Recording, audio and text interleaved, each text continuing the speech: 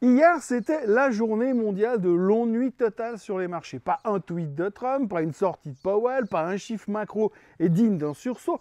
Personne n'a rien dit, personne n'a rien fait. Et pourtant, les marchés ont vaguement bougé parce qu'on était en mode consolidation. Ce fameux mot magique qu'on sort quand on ne sait plus quoi dire. L'Europe grimpe sur de vieux espoirs, les USA baissent sans raison claire et l'Asie s'en fout globalement. Il y a juste le pétrole qui monte parce que la CIA balance ses secrets sur CNN dorénavant.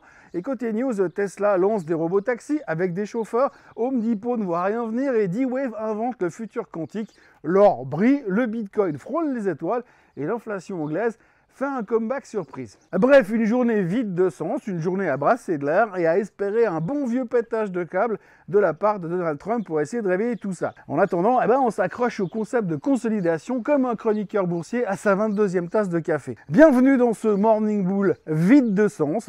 Nous sommes le 21 mai et je suis Thomas Vaillet. Enfin, je crois.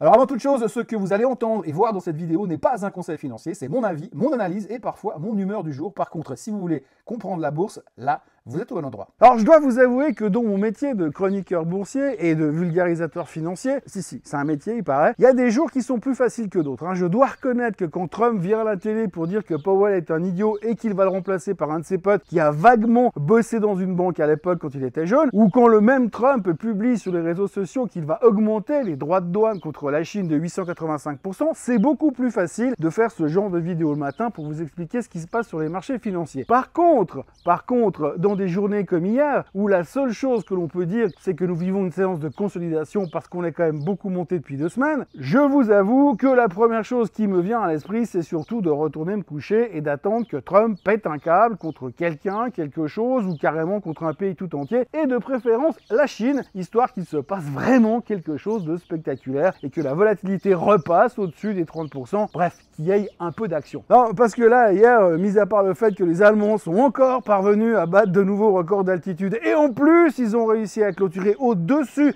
des 24 000 points pour la première fois de leur histoire, et qu'ils ont justifié ça à cause de, je cite, ouvrez les guillemets, l'espoir d'une issue aux différents commerciaux mondiaux déclenchés par Donald Trump, et à une saison de publication des résultats assez solides pour les entreprises, et un plan de relance de plusieurs milliards d'euros du gouvernement allemand, ainsi que les anticipations d'une baisse des taux dans la zone euro, fermez les guillemets. Mis à part ça, il ne s'est pas passé grand-chose. Et encore, au sujet de l'Allemagne, les excuses pour acheter des ETF sur le DAX sont un tout petit peu éculées, pour ne pas dire un poil réchauffé. D'ailleurs, c'est pas qu'en Allemagne qu'on est monté pour ces raisons, qui sont en train de dépasser la date de péremption. L'argumentaire du « on prend tout ce qui ne va pas trop mal et qui pourrait aller mieux dans 6 mois et on achète à cause de ça » a également permis à la France de friser les 8000, mais pas de les dépasser, et puis à la Suisse de finir au-dessus des 12 400. On n'est pas encore au plus haut historique, mais ça va pas tarder. On est encore loin des 24 000 cependant. Par contre, aux USA, c'était pas la même histoire, puisque les indices, eux, terminaient tous dans le rouge, sans qu'il y ait vraiment une vraie raison de tout vendre. Trump ne s'est pas vraiment excité contre qui que ce soit, il est simplement en train de faire de la politique américaine pour essayer de motiver le Congrès américain à baisser les impôts pour rendre la vie moins compliquée à certaines familles américaines. Mais il n'a pas pris le temps de faire un update sur ce qui se passe avec la Chine, ni sur ce qu'il compte faire avec les tarifs sur les pharmaceutiques. Je pense, ou je crois, qu'hier, ça devait être une journée off pour Donald Trump, et comme on n'a pas l'habitude, il ne s'est rien passé de vraiment sexy sur les bourses mondiales. Voilà où nous en sommes. Oui, parce que vous l'aurez compris, depuis la fin du mois de janvier, les marchés financiers ne fonctionnent plus sur la base des 3 piliers habituels depuis bien longtemps. Piliers qui sont, comme vous le savez, la macro, la micro et la géopolitique. Non, depuis janvier, voire même depuis un petit peu avant, on ne fonctionne plus que sur le sujet de la géopolitique, et parfois même, si j'osais, uniquement sur les déclarations du président américain. Et puis, quand vraiment il n'y a rien d'autre à dire sur la géopolitique,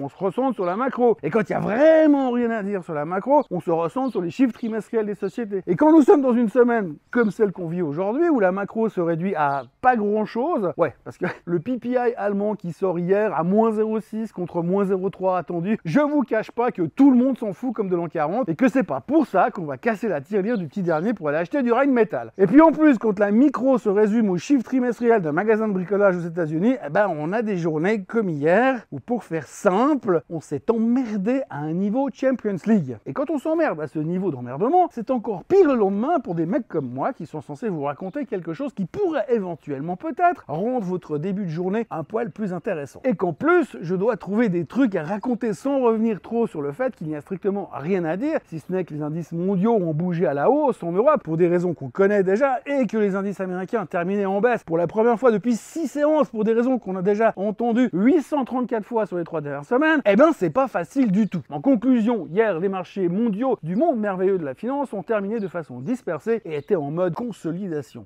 Alors là, il faut que je vous dise que le mode consolidation, c'est un terme en finance qui est absolument fabuleux. C'est un terme qui veut dire que le marché, il est beaucoup monté pour des raisons qui sont parfois discutables du point de vue fondamental et qu'on a de la peine à se motiver pour acheter encore, pour monter encore plus haut. Parce que dire pendant 8 séances de suite qu'il faut acheter parce que ça va bien se passer avec la Chine, ça sent quand même un tout petit peu le gratin de pâtes qu'on mange depuis dimanche soir parce qu'on ne sait plus quoi faire à manger. Et c'est généralement à ce moment très précis que l'on vient nous sortir le terme de consolidation. Et donc ce terme sert à peu près à tout du point de vue des marchés financiers. Enfin, il sert à tout quand on ne sait plus quoi dire et quand on a de la peine à justifier le fait qu'hier, le S&P 500 a perdu 0,38% alors qu'absolument rien, mais rien n'a changé dans l'environnement macroéconomico-géopolitico-trumpico-financier. Non, parce qu'entre vous et moi, si lundi vous avez acheté le marché parce que la Chine, ça va bien se passer ou parce que l'inflation pourrait être moins pire que prévu ou parce qu'en fait, vous vous en foutiez complètement du downgrade de la dette américaine, vous pouviez tout aussi bien continuer d'acheter hier. Ou alors, ne rien faire. Mais comme ça a quand même baissé un petit poil aux États-Unis, il fallait quand même trouver une justification. Et c'est pour ça qu'après presque 6 minutes ou 7 minutes de vidéo, durant lesquelles j'ai brassé de l'air pour ne rien dire, j'en arrive à vous donner la raison d'une légère baisse sur les marchés américains et d'une légère hausse sur les marchés européens. C'est parce que nous sommes en phase de consolidation. C'est tellement évident. Et puis alors, préparez-vous à vous emmerder encore un petit peu parce que les chiffres du trimestre sont presque terminés. On n'attend plus qu'Nvidia dans 7 jours et que cette semaine, c'est la semaine macro qui ne sert à rien parce qu'il n'y a pas de chiffres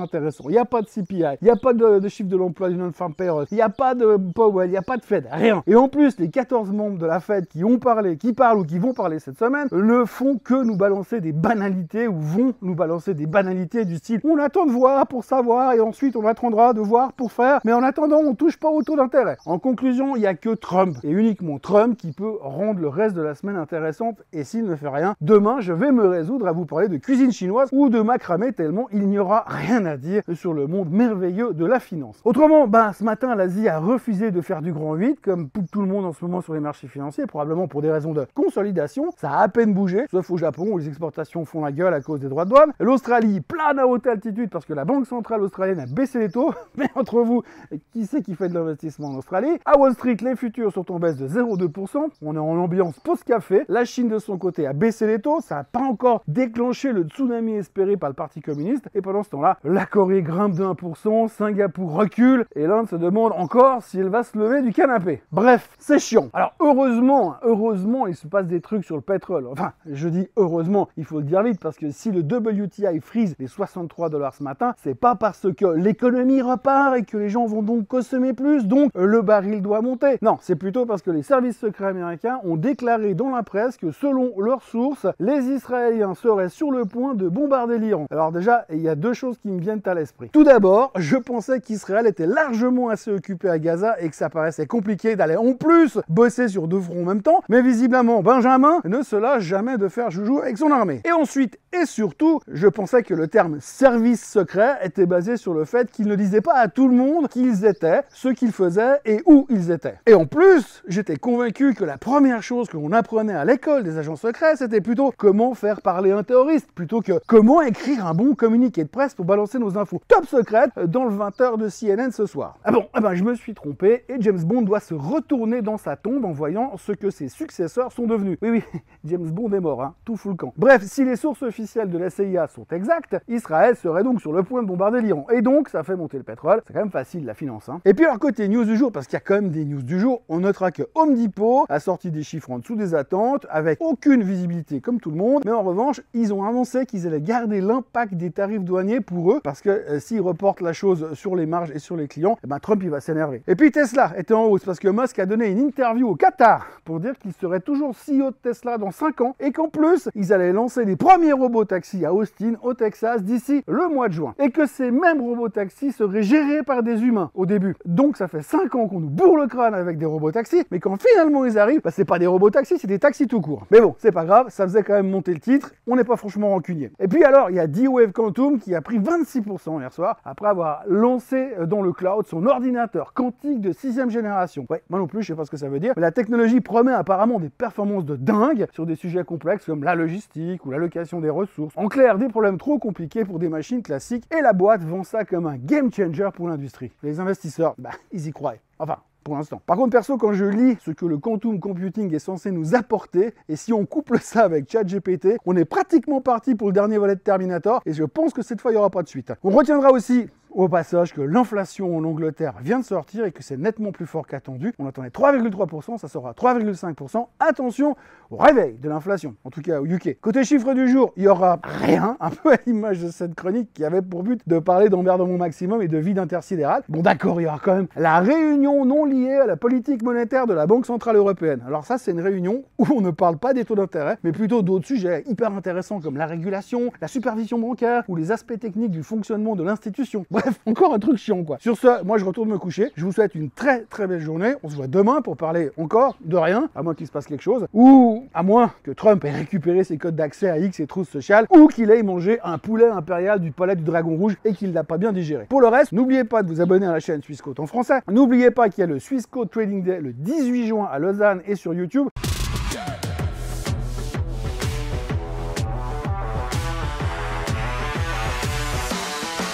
Le lien d'inscription est sous la vidéo. Et puis autrement, likez cette vidéo, partagez-la, commentez-la et revenez demain.